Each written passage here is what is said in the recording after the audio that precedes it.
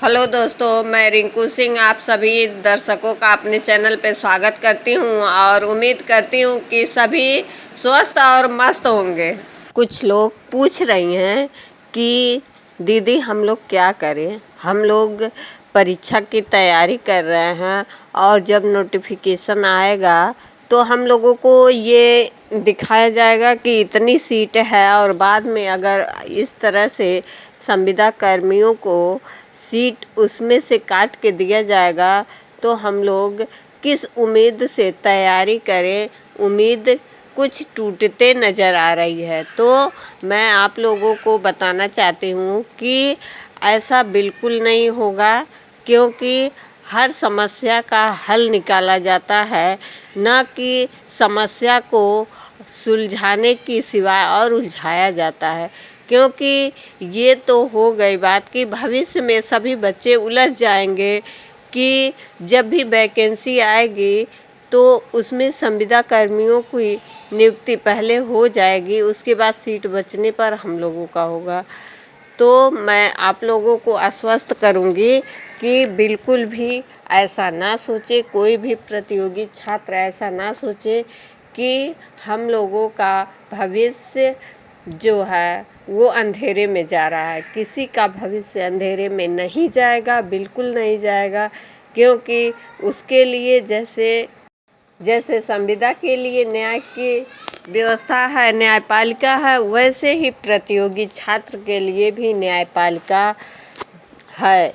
तो मैं आप लोगों से आग्रह करती हूँ कि आप सभी लोग इस बात का विश्वास करें कि न्याय होगा और न्याय निष्पक्ष होगा।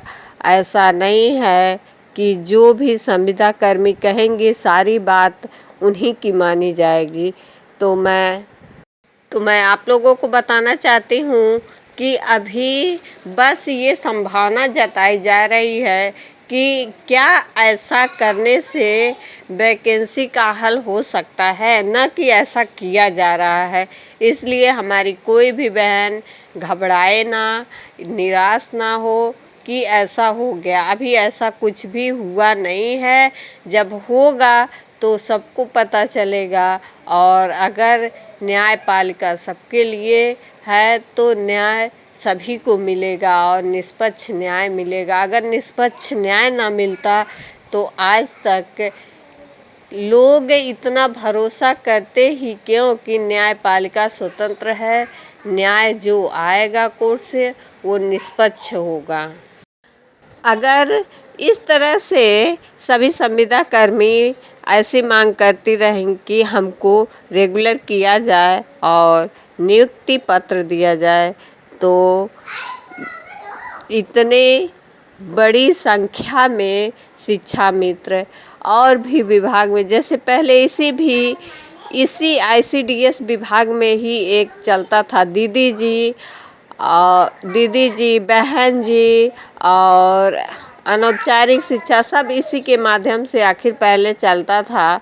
तो उसमें भी जो दीदी जी चलता था वो आंगनबाड़ी ही था, क्योंकि उसमें भी यही चीज़ बच्चों के विकास से संबंधित सारी चीज़ें बताई जाती थी और पूर्ण व्यवस्था बच्चों के खाने पीने की सारी व्यवस्था, कापी कलम सब कुछ आता था। और वो जब बंद हुआ, ये बंद कब हुआ? ये बंद हुआ 2006 में। जब बंद हुआ दीदी जी, तभी से ये योजना समाप्त हुई और 2004 में उसके 2 साल पहले ही ये आंगनबाड़ी का नियुक्ति हुआ था, वो भी संविदा पे। आखिर इसी विभाग से शिक्षा आचार्य की भी नियुक्ति हुई थी। शिक्षा आचार्य के जो भाई बहन नियुक्त थे वो आज तक कोर्ट की शरण में हैं, उनको अभी तक न्याय नहीं मिला है।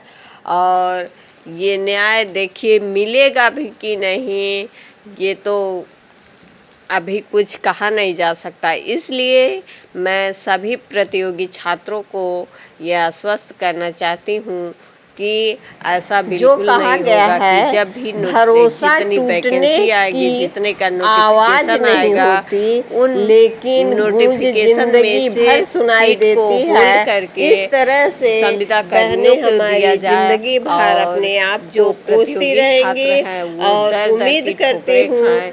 कि ये किस बहनों तक ये संविधान का वीडियो न्याय जाए है, तो ये सभी जरूर लोग समझे कि कोई प्रतियोगी भी छात्र बहन ऐसा हमारी पूछ इस रहे तरह हैं। के अब इसका जवाब क्या होगा? अगर किसी भी भाई बहन को इसका जवाब पता हो तो मुझे अवश्य बताएगा और मैं उनको ये आभार सभी प्रतियोगी छात्रों की तरफ से व्यक्त कर रही हूँ कि जिस भी भाई बहन को इसकी कोई भी सूचना प्राप्त है वो ज़रूर बताए, कि चाहे किसी भी तरह से बताए, फ़ोन के माध्यम से, यूट्यूब के माध्यम से, लेकिन ये बताने का कष्ट ज़रूर करे। और मैं इसी के साथ सभी बहनों को बताना चाहती हूँ कि प्रतियोगी छात्र तैयारी ही इसीलिए करते हैं कि जब वैकेंसी आएगी, कितनी सीट की आएगी और उसमें हम क्वालिफाई करेंगे।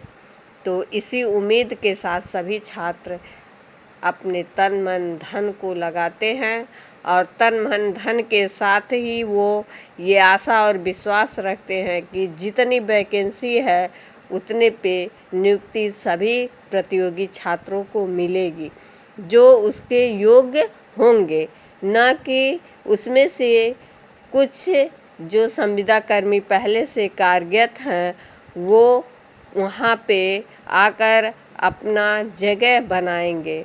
इसलिए मैं आप लोगों को आश्वस्त करती हूँ कि कोई भी प्रतियोगी छात्र हताश और निराश ना हो, क्योंकि न्यायपालिका सभी के लिए निष्पक्ष न्याय देने के लिए वह स्वतंत्र होती है, न कि एक तरफ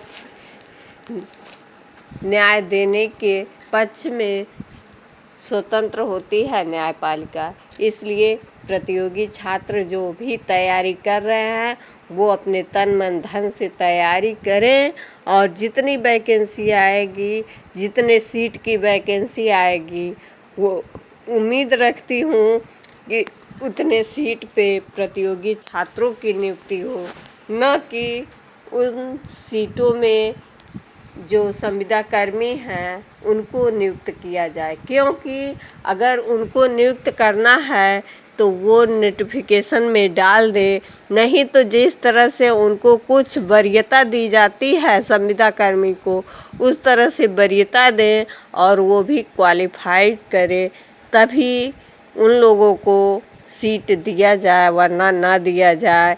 मैं यही आप लोगों को बताना चाहती थी और इसी बताने के लिए मैं ये वीडियो बनाई हूँ कि कोई भी प्रतियोगी छात्र ना टूटे, उनको कभी भी अहित नहीं होने दिया जाएगा, क्योंकि अहित होगा तो वो एक के साथ नहीं, वो किसी के साथ कभी भी हो सकता है। इसलिए अगर इस तरह का कोई भी धोखाधड़ी या कोई भी नियम बदलाव होता है तो इसके लिए सभी प्रतियोगी छात्र आवाज़ उठाएं कि जितनी वैकेंसी नोटिफिकेशन में आती है नियुक्ति उतने ही प्रतियोगी छात्र को दिया जाए, न कि उसमें सीटों को होल्ड करके संविदा कर्मियों को सौंपा जाए। क्योंकि संविदा कर्मी के नोटिफिकेशन में जो है उसको पहले ध्यान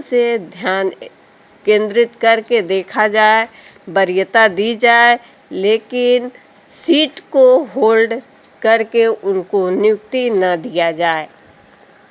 और अगर नियुक्ति उन लोगों को देना है तो कृपया नोटिफिकेशन में उसको मेंशन किया जाए ताकि बच्चों को पता रहे, न कि परीक्षा देने के बाद जब उनको ये संभावना हो कि मेरा सिलेक्शन हो जाएगा तब उतने सीटों को काटा जाए और वो बच्चा निराश और हताश हो जाए।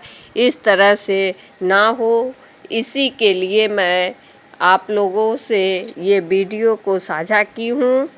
आपको वीडियो